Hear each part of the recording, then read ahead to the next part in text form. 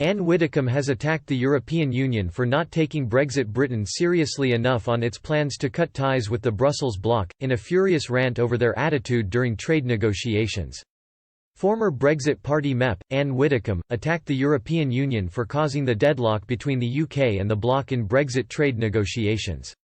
While speaking on YouTube channel Brexit Watch, Ms Widdecombe claimed the EU was behaving as if the UK was still a member state and governed by European Union rules and regulations. Ms Widdecombe said, "The main problem is that the EU just doesn't get it. They do not get that they are now negotiating with a sovereign independent state, they don't get that.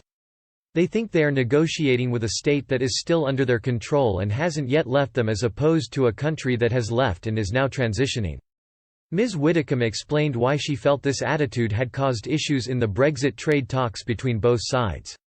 She said, "I think that has been the single biggest stumbling block.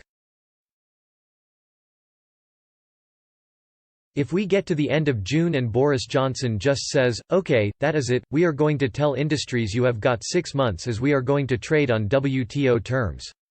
You have had all this time to prepare and there is no excuse for not being ready."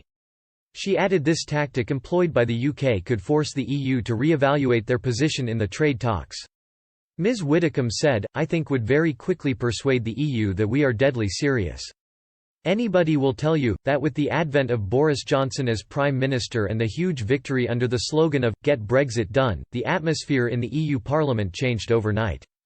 Up until that moment, there had been an underlying assumption that somehow we would go for another extension.